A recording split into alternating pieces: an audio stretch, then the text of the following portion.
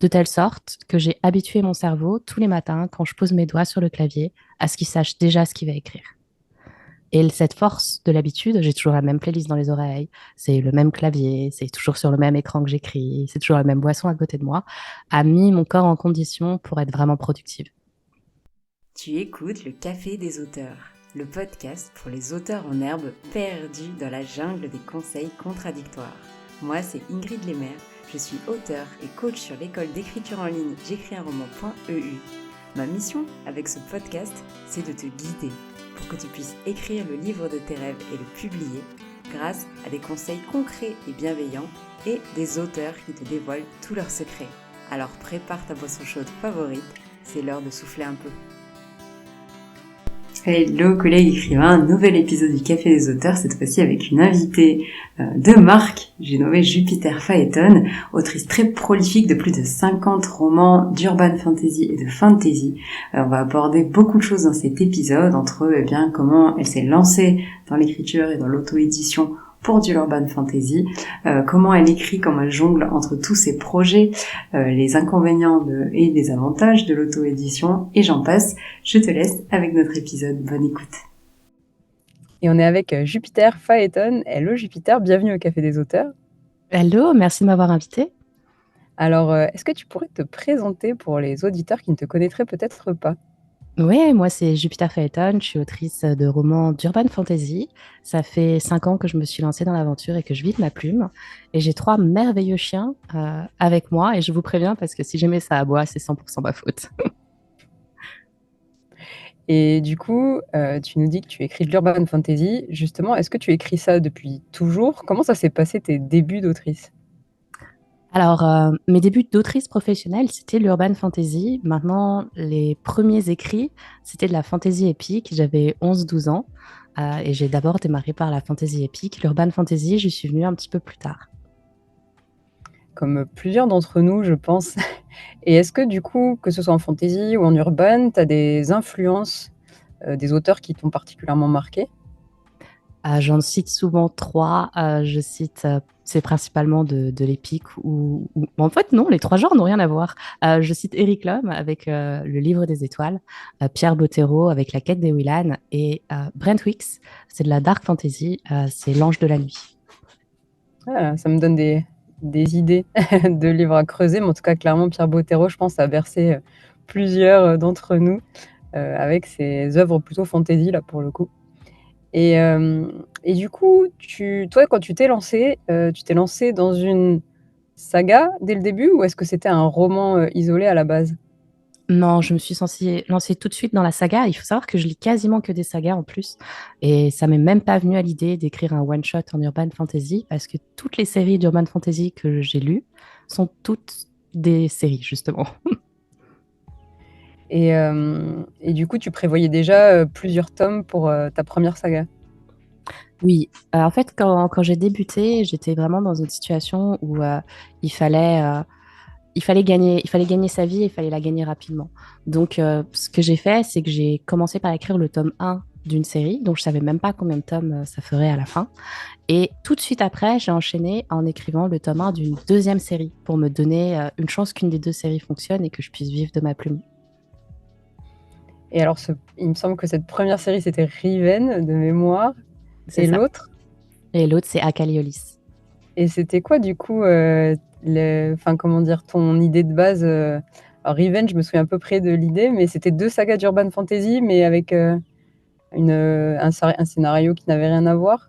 Oui, c'est ça. Dans l'une, tu es dans un monde post-contemporain, mais pas de beaucoup, d'une dizaine d'années, où il y a eu des guerres entre magiciens qui ont un peu démoli New York, et ça se passe à New York. Mais tu as vraiment tous les clichés de la vie contemporaine, les voitures, la technologie, etc. Dans l'autre, tu es dans un monde post-apocalyptique, où il y a de la magie et tout le monde est au courant aussi qu'il y a de la magie, mais on a aussi des elfes, on a plein de créatures qui sont venues repeupler la Terre, qui sont passées à travers des portails. Et tu es vraiment là, par contre, il n'y a plus de technologie, le monde a été démoli et tu es plus revenu à l'ère médiévale qu'autre chose. Ah ouais, donc vraiment des choix super différents d'univers. Et toi, tu t'es dit, j'écris 2 sagas dans ces univers-là, et je verrai laquelle fonctionne. Oui, c'est vraiment ça. L'idée était financière au début. Donc, bien sûr, j'étais super contente d'écrire mes livres et c'était l'histoire que j'avais envie d'écrire, mais j'avais 6 mois pour m'en sortir financièrement, sinon je devais retourner travailler. Donc, il fallait que je mette toutes les chances de mon côté pour qu'au moins un livre décolle dans le classement des ventes. Et c'est pour ça que j'ai tout de suite embrayé sur une deuxième série qui n'avait rien à voir avec la première. C'est assez impressionnant, hein, clairement. Alors effectivement, tu nous dis tu avais le temps aussi. Enfin, bon, tu avais peu de temps, mais tu avais quand même du temps plein, du coup, je suppose, pour écrire ça, là où certains auteurs qui nous écoutent, je pense, ont plutôt quelques minutes par jour. Donc c'est sûr que ça peut paraître impressionnant de se lancer dans deux sagas d'un coup. Mais en même temps, je trouve ça intéressant de voir que par contre, en quelques mois, tu as réussi à nous écrire au moins les deux tomes 1, du coup, si j'ai bien suivi. Et après, comment Euh, ça s'est passé? c'est ça, en fait, pendant les 6 premiers mois. Donc, ce qui s'est passé, c'est qu'en juin 2018, j'ai posé ma démission, j'ai quitté mon job. Début juillet 2018, j'étais à temps plein dans mon métier d'autrice, même si ce n'était pas vraiment un métier puisque je ne gagnais pas encore ma vie avec. Et j'ai écrit le tome 1 de Riven en juillet 2018, je l'ai publié en août et tout de suite, là, j'ai embrayé pour écrire le tome 1 d'Akali qui est arrivé en octobre 2018. Et après ça, comme Riven, en fait, avait déjà bien marché, j'ai écrit le tome 2 de Riven. Donc, j'ai sorti 3 livres entre août 2018 et décembre 2018. C'est assez énorme, hein, et impressionnant, je pense, pour des auteurs qui n'ont pas forcément la possibilité d'écrire à temps plein. Et en même temps, je pense que ça découle aussi du fait que j'ai l'impression que tu es particulièrement bien organisée. Est-ce que tu peux nous dire un petit peu comment ça se passe pour toi, l'écriture de tes projets? Peut-être qu'est-ce que tu prépares avant de te lancer dans l'écriture? Alors aujourd'hui, c'est très abouti, mais revenons aux bases parce que sinon tout le monde va se dire, oh là là, je ne suis pas organisée. Donc j'étais pas du tout organisée au début, hein. Mon Hmm. premier livre, j'ai fait toutes les erreurs possibles dessus pour rassurer ceux qui nous écoutent. Ma couverture et de roman était pixelisée. J'avais inversé 2 lettres sur la tranche dans le titre du livre et je m'en étais même pas rendu compte.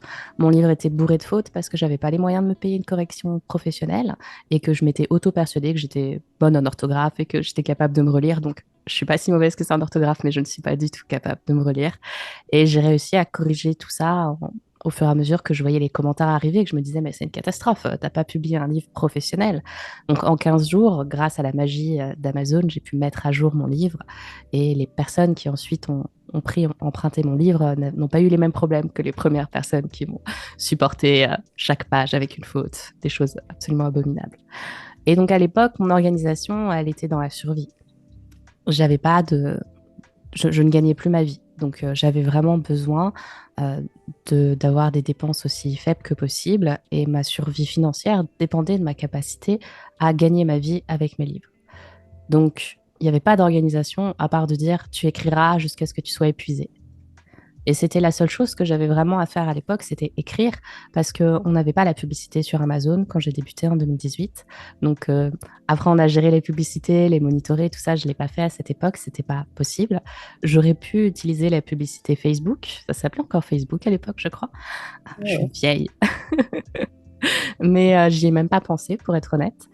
Donc, j'avais une seule chose à faire, c'était écrire, faire mes trames, corriger. Donc, je passais 9 heures à 12 heures par jour à écrire. Et je me souviens particulièrement d'une fois où je suis rentrée du café, j'écrivais au Starbucks parce que mon coloc était youtubeur et ça fait beaucoup de bruit, un youtubeur chez soi. Donc, je m'isolais pour aller écrire. Et je me souviens d'une fois où je suis rentrée, j'étais épuisée. J'avais écrit, je crois, 9 heures dans la journée, mais j'étais pas arrivée au bout des 5000 mots que je me fixais par jour. Donc, ça, c'est vraiment le truc qu'il faut entendre. Je venais de débuter, je m'étais fixé comme objectif d'écrire 5000 mots par jour et en 9 heures, j'y arrivais pas toujours. Aujourd'hui, 5000 mots, ça me prend 1 heure. Donc, on est vraiment dans la courbe de progression euh, importante, mais c'était pas comme ça au début. Et je suis rentrée chez moi et mon coloc me dit, écoute, tu t'es mis toi-même un ultimatum, tu t'es donné 6 mois pour accomplir ton rêve, je serai toi, tant que je tiens debout, je continuerai. Et je suis repartie écrire. Donc ça, c'était mon organisation au début. On ne conseille pas forcément ce modèle sur du long terme, on va dire, mais Non, c'est bien assez sûr. impressionnant de se dire que tu as démarré quand même comme ça. Et en même temps, ça montre aussi que tu avais un peu la discipline, je pense, pour arriver au bout de ce que tu t'étais fixé, je pense. Oui, et puis mon coloc savait que c'était des choses qui me faisaient avancer. C'est-à-dire que s'il savait que la pression me paralysait et m'empêchait d'avancer, il m'aurait jamais dit ce genre de choses. Mais il savait Mmh. que dès qu'on me présentait un défi, j'avais envie de le remporter finalement. Donc, c'était le meilleur moyen de me motiver. Alors, j'ai déjà envie de te poser une question, mais vraiment 5000 mots en 1 heure. Oui, donc maintenant, mon organisation a énormément évolué, forte de 5 années d'expérience et j'ai arrêté de compter combien de livres j'ai publiés, mais plus d'une soixantaine. Euh, j'ai appris à parfaire mon processus et surtout à apprendre de toutes les erreurs que j'ai commises. Donc, je peux mettre 6 mois à préparer une trame, ça ne me dérange pas parce que j'écris en continu. Donc, ça ne me dérange pas de travailler sur une trame, même si ce n'est pas le livre que je suis en train d'écrire.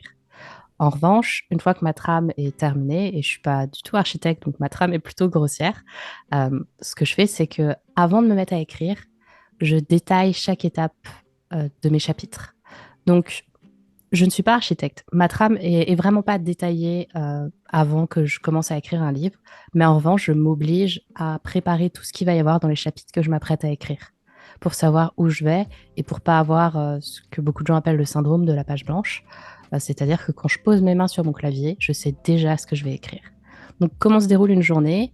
Le matin, la première chose que je fais, c'est écrire. Une fois que j'ai fini mon quota de mots, je passe à plein d'autres tâches, répondre aux emails, gérer les réseaux sociaux. Comme tout le monde, on a 60 casquettes. Et ensuite, je prépare le détail des chapitres que je vais écrire le lendemain. Et au moment où je me couche, j'ai la chance de mettre 15-20 minutes à m'endormir. Je visualise ce qui va se passer dans les chapitres que j'écris le lendemain. De telle sorte que j'ai habitué mon cerveau tous les matins, quand je pose mes doigts sur le clavier, à ce qu'il sache déjà ce qu'il va écrire. Et cette force de l'habitude, j'ai toujours la même playlist dans les oreilles, c'est le même clavier, c'est toujours sur le même écran que j'écris, c'est toujours la même boisson à côté de moi, a mis mon corps en condition pour être vraiment productive. C'est impressionnant de se dire que parfois il suffit de ça, il suffit du même clavier, de la même playlist, etc. Je trouve ça énorme. Cher auditeur, attention, Jupiter, elle dit qu'elle écrit plus de 60 bouquins environ avec la même playlist et le même clavier. Comme quoi, on Je n'est pas trop change sur parfois en fonction des années, mais en ce moment, je suis une Swiftie, donc j'écoute énormément Taylor Swift. Donc il faut que tu imagines que là, depuis février, j'ai la même playlist qui tourne en boucle dans mes oreilles à chaque fois que j'écris. Et si je suis pas en train d'écrire, je change la playlist parce que c'est Ah ouais. plus les mêmes mécanismes d'habitude dans mon cerveau.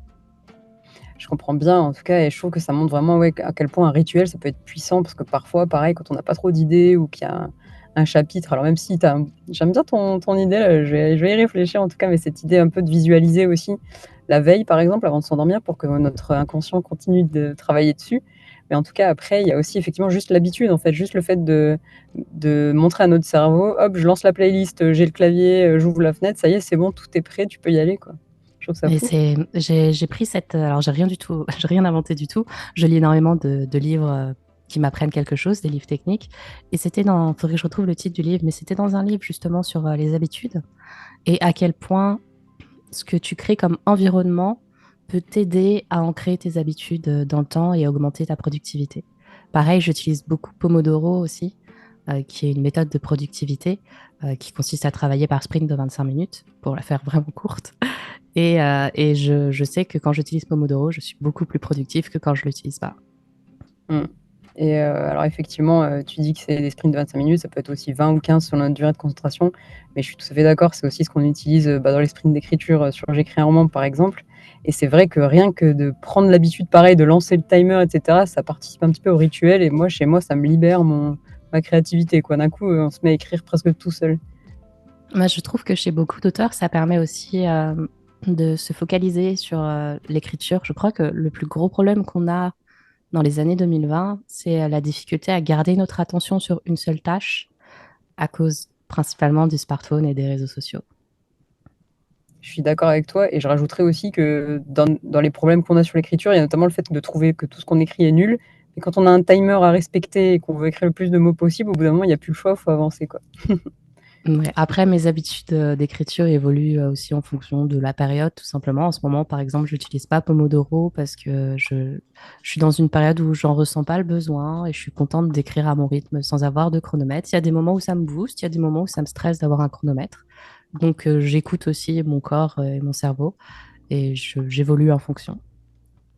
C'est super en tout cas de t'entendre partager ça et de se projeter un petit peu le jour où on sera peut-être à ton stade et qu'on se demandera qu'est-ce qui fonctionne bien ou pas pour nous. Mais tu nous parlais justement des trames que tu prépares. Du coup, tu prépares chaque jour les chapitres du lendemain. Donc, à base d'une trame que tu disais un peu grossière. Ouais, et Parce vraiment que, grossière. genre, quelques lignes ou... Ouais, parfois ça m'arrive qu'il n'y ait que 5 lignes dans ma trame. Ah ouais, effectivement, parce que j'allais dire, bon, même moi je trouve que préparer le chapitre du lendemain, c'est déjà être un peu architecte quand même, plutôt du côté architecte en tout cas, même si effectivement, bon, pour ceux qui nous écouteraient et qui connaissent pas bien les architectes, les jardiniers, c'est pas forcément des termes que moi j'aime beaucoup parce que je les trouve un peu réducteurs. Mais ce qui compte, c'est de savoir quelle préparation nous convient. Et là, je trouve ça très intéressant qu'à partir de 5 lignes, on va dire, ou en tout cas quelques lignes de trame, ben, tu arrives à d'un coup imaginer le détail des chapitres. Alors j'imagine que l'habitude aide, mais est-ce que tu faisais comme ça dès le départ? En fait, dès le départ, la chose que je travaille le plus, ce sont mes personnages. Je réponds à des tas de questions sur mes personnages, que ce soit mes personnages principaux ou secondaires. Et du coup, la trame en elle-même, j'ai juste besoin de les mettre dans une situation initiale, mes personnages, parce que je sais tellement de choses sur eux, sur leurs valeurs, sur leurs aspirations, qui sont leurs amis, c'est quoi leur couleur préférée, c'était qui leurs parents, est-ce qu'ils sont toujours vivants. Vraiment un tas parfois de réponses qui ne sont même pas utilisées dans le livre. Mais c'est tellement clair qui ils sont que j'ai juste à les mettre dans une situation initiale. Et ensuite, les décisions qu'ils vont prendre et les actions qu'ils vont prendre coulent de source, parce que Hmm. je sais qui ils sont. Donc cette situation initiale suffit finalement à provoquer la trame du roman. Et est-ce que du coup, quand tu as des idées de futurs projets, c'est des personnages qui te viennent ou c'est plutôt des histoires ou...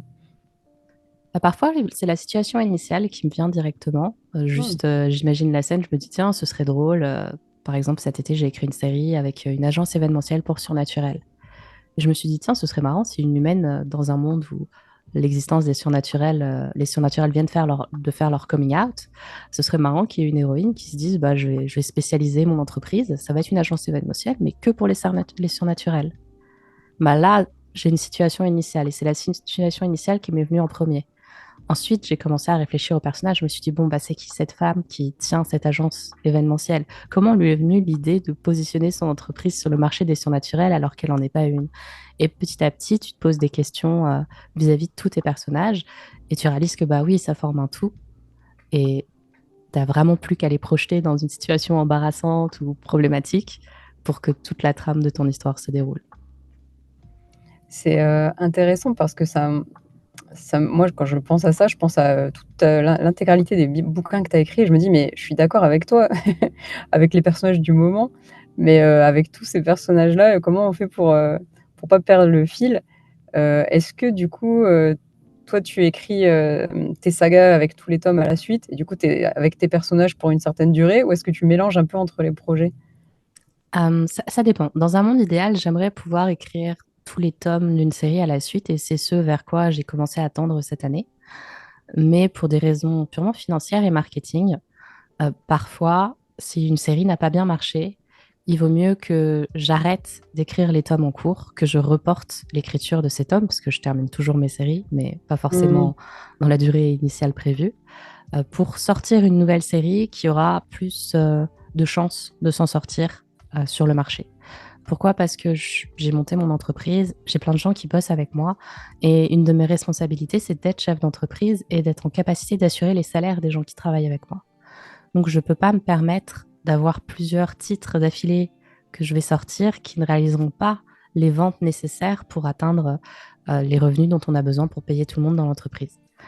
Du coup, c'est vraiment la raison qui fait que parfois, je ne peux pas écrire tous les tomes d'une série d'affilée. Mais si je pouvais, je le ferais. Par exemple, là, Kira, une de mes dernières séries qui est en train de sortir, j'ai écrit les 3 premiers tomes d'affilée. Et normalement, ça devait tenir en 3 tomes. Et il se trouve que d'habitude, j'arrive vachement bien à gérer quand est-ce qu'il faut commencer à finir son livre pour arriver au bout dans le bon timing. Là, j'étais tellement embarquée dans l'histoire, je suis arrivée à la fin du tome 3, j'ai fait mais même si je poussais, je faisais du zèle, je rajoutais 50 000 mots, ça rentrerait pas. Donc il faut un tome 4. Mais il n'était pas prévu dans mon planning d'écriture ce tome 4. Et comme je me fais opérer fin novembre et que je dois boucler un certain nombre de titres pour que ça parte en correction d'ici fin novembre, je ne pouvais pas le caler avant cette opération. Donc là, je vais être obligée de le reprendre après l'opération. Et j'aurais pas tout écrit d'affilée. Donc l'histoire chamboule tout.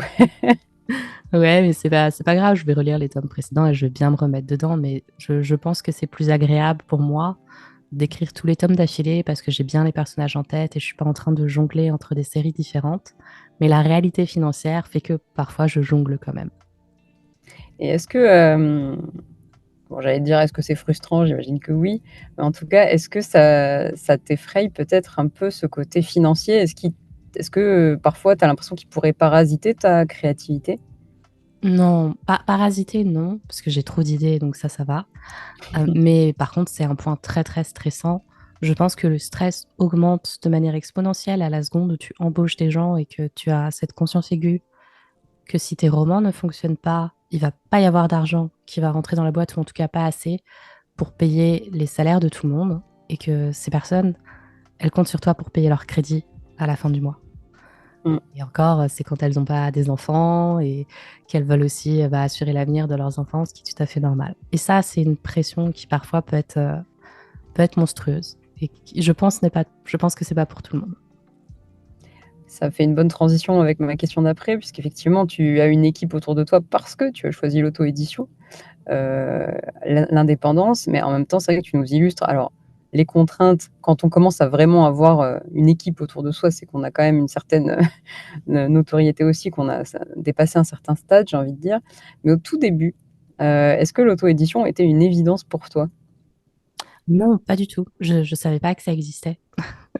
La fille qui débarquait vraiment de nulle part. Il faut vraiment que vous imaginiez qu'au début, le jour où j'ai publié mon premier roman, je venais juste de découvrir ce que c'était l'auto-édition, sinon j'aurais pas pu le publier. J'avais pas de réseaux sociaux, hein, je n'avais jamais téléchargé l'application Instagram, par exemple. Donc, je débarquais. Et c'était pas mon premier choix, dans le sens où j'ai quand même envoyé un manuscrit en maison d'édition en parallèle. C'était un livre que je réécrivais pour la 28e fois depuis mes 11 ans. J'ai fait donc vraiment tous les clichés, toutes les erreurs de l'auteur débutant. Et je l'ai envoyé en maison d'édition, mais je ne pouvais pas compter sur la rapidité de la réponse de la maison d'édition. On sait comment ça se passe en maison d'édition. On envoie un manuscrit, on a de la chance si on a un retour dans les 6 premiers mois. Sinon, on sait qu'on peut attendre jusqu'à 1 an. Même si on est sélectionné, il y a très peu de manuscrits qui sont sélectionnés. Le temps qu'on soit au planning de publication, que le travail soit fait sur l'ouvrage, il va s'écouler encore au moins 1 an, si ce n'est pas 2. Et après, le temps de toucher les premiers sous de la vente de ces livres, il s'écoule encore 1 an, puisqu'ils sont généralement versés 1 fois par an en mars de l'année suivant les ventes. J'avais Exactement. 6 mois. Donc, c'était pas possible pour moi d'attendre aussi longtemps, mais je caressais quand même ce rêve de me dire, bah, ce serait sympa d'être publié en maison d'édition. Depuis, mes rêves ont complètement changé.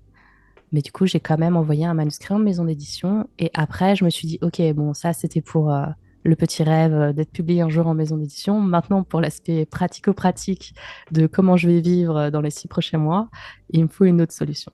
Et c'est là que j'ai choisi l'auto-édition et je regrette pas. Et s'il fallait refaire, je referais vraiment tout pareil. C'est chouette parce qu'on voit, le point de départ et et où tu en es aujourd'hui, ce qui est quand même particulièrement impressionnant comme parcours. Hem, mais on est d'accord, c'est ce que tu disais juste avant, l'auto-édition, c'est pas non plus, certes, ça va plus vite, que les maisons d'édition. Par contre, il y a beaucoup de contraintes qu'on ne soupçonne pas. Alors peut-être pas toutes les citer, mais c'est pour temporiser un petit peu aussi. Bon, toi, tu nous as parlé, du côté où on comment dire? De faire appel à des prestataires et cetera. On peut pas forcément tout gérer tout seul. Qu'est-ce que tu comment dire? À quelle, personne, hésitant tu conseillerais de se lancer dans l'auto-édition? À quelqu'un qui a déjà été entrepreneur ou micro-entrepreneur, à quelqu'un qui est capable de prendre des risques. En fait, je déconseille à quiconque de faire ce que j'ai fait, de quitter son job du jour au lendemain et de se retrouver avec une pression financière monstrueuse. J'ai eu la chance de le faire parce que j'avais mon meilleur ami et ma meilleure amie qui me soutenaient financièrement, que je vivais en colocation et que mon colocataire a payé mon loyer un mois parce que j'étais pas en capacité de le faire. Mais on n'a pas tous cette chance. On peut aussi avoir des enfants, on peut être l'unique revenu de son foyer. C'est des risques qu'il faut vraiment mesurer en fonction aussi du stress que ça nous génère. Donc, pour moi, si on n'est pas un minimum entrepreneur, si on n'est pas un minimum organisé, mieux vaut ne pas être auto-édité. Je suis assez d'accord avec toi, hein. Clairement, tu as parlé rapidement du stress, mais je trouve que c'est un point énorme. On le voit beaucoup chez les auteurs, bah, autour de nous qui sont auto-édités, mais il peut y avoir des imprévus, il peut y avoir on prend des risques, en fait, quand on commence à imprimer un certain nombre de manuscrits, par exemple, ou quoi. C'est des montagnes russes quand même et je trouve que c'est bien de le rappeler aussi, même si ça a effectivement de très bons côtés, comme l'indépendance totale. Oui, et puis il y a un autre point. Souvent, ce que je dis aux gens quand ils me disent, mais comment est-ce que je peux savoir si j'aurai les épaules pour gérer tout ça ou pas? Je leur dis, bah, la plupart ont déjà eu un job ou sont salariés en entreprise. Je dis, quand tu fais une erreur en entreprise, comment est-ce que tu le vis? Et c'est une Mmh. vraie question à se poser parce qu'en entreprise, quand on fait une erreur, bien sûr, on peut recevoir un blâme, il y a des conséquences, mais il y a la boîte qui fait tampon. C'est-à-dire que nos erreurs, finalement, elles sont noyées dans la masse des erreurs que tout le monde fait au quotidien. Quand on est entrepreneur ou qu'on est son propre chef ou qu'on est auto-édité, les erreurs qu'on fait ont un impact réel et immédiat. Et on ne peut se blâmer que soi. Il n'y a pas notre manager qui va venir nous relever pour nous dire, bah voilà, tu vas faire ça, ça et ça pour réparer, c'est pas grave, c'est pas un souci, c'est ok de faire des erreurs. Non, il y a que soi et il y a que nous-mêmes qui pouvons réparer l'erreur. Donc c'est une vraie question à se poser, c'est comment est-ce qu'on gère les erreurs ou les échecs qu'on peut rencontrer dans notre parcours de salarié. Si ça te met par terre pendant 15 jours, que tu rentres chez toi et que tu penses qu'à ça et que tu n'arrives pas à fermer la porte, c'est probablement que quand tu seras entrepreneur, ça te posera des soucis encore plus importants. Je suis bien d'accord avec toi pour le côté entrepreneur, clairement. Alors effectivement, on parle beaucoup des erreurs comme moyen de s'améliorer et d'apprendre sur soi, mais dans la vraie vie, c'est pas toujours agréable. Surtout, effectivement, quand on commence à avoir de l'argent en jeu, comme tu le disais un petit peu. Justement, à ce propos, moi, mon dada, c'est un petit peu la confiance en soi et je trouve que c'est intéressant comme, exemple ce que tu donnes parce qu'en même temps, ces erreurs-là, parfois parfois, c'est vraiment la pire erreur et il se passe pas grand-chose de positif derrière. Mais parfois, la petite erreur, mais dont on va tirer une leçon et derrière grandir et en tirer, des conclusions, par exemple, que ce soit en écriture ou, d'ailleurs ou en auto-édition, ça peut impacter notre confiance en soi. Toi, comment tu dirais que ta confiance en toi, elle a évolué depuis ce premier tome 1? Euh, c'est un sujet qui m'a toujours passionné, la confiance en soi, puisque quand on se lance comme ça, qu'on lâche son job du jour au lendemain, il faut avoir un minimum confiance en soi. Il faut avoir confiance en sa capacité à rebondir.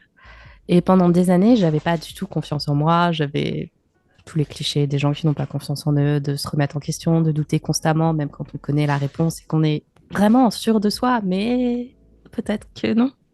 Peut-être que c'était pas ça.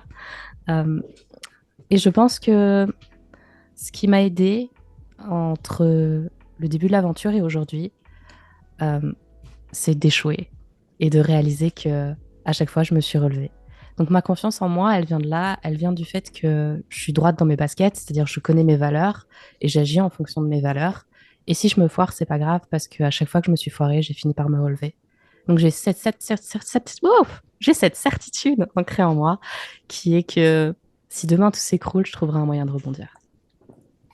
C'est beau parce qu'effectivement, ça peut paraître assez effrayant aussi de se lancer, tout seul, sur le vaste internet et avec un petit roman qu'on va publier dans le grand Amazon et en même temps, je trouve ça assez intéressant parce que d'un côté, donc effectivement, on peut avoir du mal avec un roman ou le premier, le deuxième ou quoi et puis d'un autre côté, on peut peut-être, en 5 ans, si je me trompe pas, comme toi, avoir une explosion et peut-être même une révélation parce que je sais pas si tu te visualisais au début, avec, une soixantaine de romans publiés, quoi. Non, j'espérais gagner 1 500 € par mois parce que j'avais baissé toutes mes dépenses pour faire en sorte d'avoir besoin que de ça pour vivre. Et je vivais en région parisienne, donc le loyer était un petit peu cher.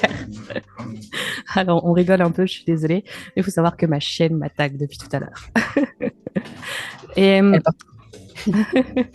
elles se battent, elles savent que l'attention n'est pas sur elles, elles en profitent, c'est lâche. Euh, Et donc oui, au tout début, j'imaginais pas du tout que j'allais publier 60 romans et j'imaginais même pas que j'allais réussir à en vivre. Honnêtement, je l'espérais et je faisais tout ce que je pouvais pour y arriver. Mais si je disais à mon moi d'il y a 5 ans que j'allais finir par avoir une équipe autour de moi, que j'allais monter ma maison d'édition et que j'allais faire ça pendant 5 ans, faut que tu dises que c'est le job que j'ai gardé le plus longtemps dans ma vie. J'ai jamais été aussi longtemps dans le même job. C'est juste hallucinant pour moi. C'est assez incroyable parce qu'effectivement comment dire?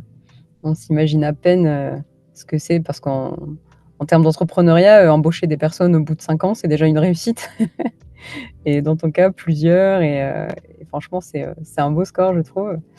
Justement, tu parlais des conseils, enfin de ce que tu dirais à jeune Jupiter de 2018, qu'est-ce que tu lui conseillerais? Moi, justement, je me dis, c'est un petit peu ce que je disais là, c'est un auteur là qui te dirait ouais, bon, je sais pas trop, j'ai un roman, les maisons d'édition m'ont dit non 18 fois. Est-ce que je pars sur Amazon ou pas? Qu'est-ce que tu lui dirais? Ah, je suis du genre à dire aux gens qu'il faut faire toutes les expériences possibles. Aujourd'hui, c'est pas vraiment un frein d'avoir publié son livre en auto-édition pour être pris ensuite en maison d'édition. Plein de maisons d'édition, au contraire, cherchent des titres d'auto-édition qui ont bien marché, des gens qui ont commencé à avoir une communauté pour s'appuyer sur cette communauté pour mieux vendre le livre en maison d'édition derrière. Donc, c'est vraiment pas un frein. Si on ne sait pas si on veut être en maison d'édition, en auto-édition, pourquoi ne pas essayer les deux en parallèle au final?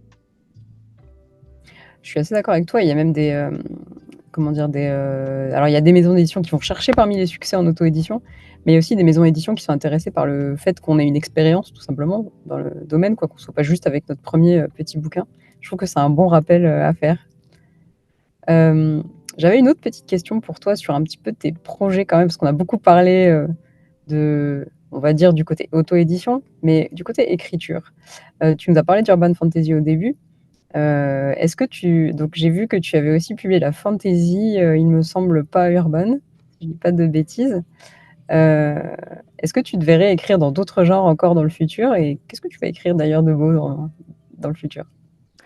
Donc, je publie principalement de l'urban fantasy et de la fantasy épique. Donc là, récemment, par exemple, j'ai un livre sur les dragons qui est sorti pour surfer sur la mode des dragons qui est de retour grâce au succès de Force Wings. Euh, j'ai écrit aussi des romances, principalement en collaboration, en quatre mains. J'en ai écrit une toute seule de mémoire, deux. Difficile au milieu de tous les livres de m'en rappeler. Donc, j'envisage, pourquoi pas, d'aller écrire du feel good sous un autre pseudo pour que dans l'algorithme, ce soit toujours clair de qui fait quoi. Mais pour l'instant, je suis bien dans la fantasy, dans l'urban fantasy. Ça permet vraiment de mettre en avant des personnages avec les valeurs que tu veux, euh, de les poser dans des situations qui peut-être parfois seraient difficiles à reproduire dans le monde contemporain. Je pense notamment à la discrimination et au harcèlement. C'est des choses, quand on les décrit dans le monde contemporain, on est très vite limité par l'interprétation que les autres vont en faire. Si tu fais une erreur de situation en parlant de discrimination dans une situation réelle, tu vas te prendre des haters, par exemple. Ce qui est OK. Tu as le droit de faire une erreur et ils ont le droit de ne pas être contents que tu aies fait une erreur. Maintenant, l'erreur est subjective dans ce genre de situation. On la vit tous de manière différente, cette situation. Mais quand tu le fais dans un monde de fantasy ou dans un monde d'urban fantasy, cette erreur, elle passe beaucoup mieux parce que ces personnages n'existent pas. La discrimination envers les surnaturels, par exemple, c'est pas un truc qu'on retrouve dans le monde réel. Bien sûr, tu peux établir un parallèle avec des discriminations qui existent dans le monde réel, mais la situation qu'on te présente sous les yeux n'est pas la même. Donc c'est plus facile d'exprimer ton ressenti et tes opinions, à mes yeux, à travers des mondes fantastiques. Et est-ce que du coup, ce serait pas l'urban fantasy parce que c'est les mondes les plus proches de notre univers, mais qui te permettent d'aborder ces sujets-là quand même avec un peu d'imaginaire? Oui, j'aime beaucoup l'urban fantasy parce qu'on peut garder la technologie aussi dedans. Et par exemple, je trouve que l'aspect réseaux sociaux, l'aspect smartphone et l'aspect mouvement de foule qui peuvent se créer sur les plateformes digitales est quelque chose d'hyper important dont il faut qu'on parle et qu'il faut qu'on traite. C'est intéressant, je voyais pas forcément l'urban fantasy comme ça, mais en même temps, c'est vrai que bon, c'est difficile d'écrire de la fantasy et d'aborder les smartphones, par exemple, ou en tout cas certains travers de notre société, alors qu'effectivement, comme tu le dis, en urban, on peut très bien faire ça et y saupoudrer un petit peu d'autres espèces, d'autres sujets, peut-être. Et du coup, tu nous parlais un peu de romance et de feel good. Ça serait franchement. Je serais très curieuse de voir ce que tu pourrais nous écrire en feel good, franchement. Ah, C'est j'ai une une trame pour une éventualité série. aujourd'hui ou... Ouais, j'ai la trame pour la série que je veux vraiment suivre en feel good. Je suis une fan de Ah, Gilmore Girls, donc c'est vraiment à ça que je pense quand je parle de feel good. Et, et j'aimerais bien m'y mettre, Mais pour l'instant, bah, c'est aussi des questions financières et marketing. Encore une fois, on y revient souvent parce que c'est de la gestion d'entreprise. Mais si demain, je commence à écrire sous un autre pseudo et dans un autre genre littéraire, je prends un risque. Mm. Donc ce risque, je peux le prendre qu'à un moment où la trésorerie a été suffisamment accumulée pour que je puisse me foirer, tout simplement. Il faut malheureusement, même si je suis quelqu'un de très optimiste, il faut envisager l'échec. Il faut avoir un plan B systématiquement. Et donc je commencerai, je pense, à publier sous un autre pseudo et avec un autre genre littéraire seulement quand je pourrais me foirer sans en stresser. Bah, on a hâte en tout cas de, que ce jour arrive, parce que je pense que franchement, ça a l'air plutôt bien parti pour. C'est très chouette en tout cas. Et alors pour revenir plutôt à la Jupiter qui écrit de l'urban fantasy et de la fantasy, euh, on est en décembre, en tout cas l'épisode sortira en décembre 2023. Quelle est ton actualité du moment? Euh, J'ai le dernier tome de ma série September Jones qui sort le 15 décembre. Donc, c'est une série en 6 tomes que je clôture enfin avec une héroïne qui me ressemble beaucoup parce que devine quoi, elle est autrice et elle est auto-éditée. Donc Il me ça semblait m'a aussi que tu avais un personnage un peu alter ego. donc ça m'a bien fait marrer d'écrire cette saga.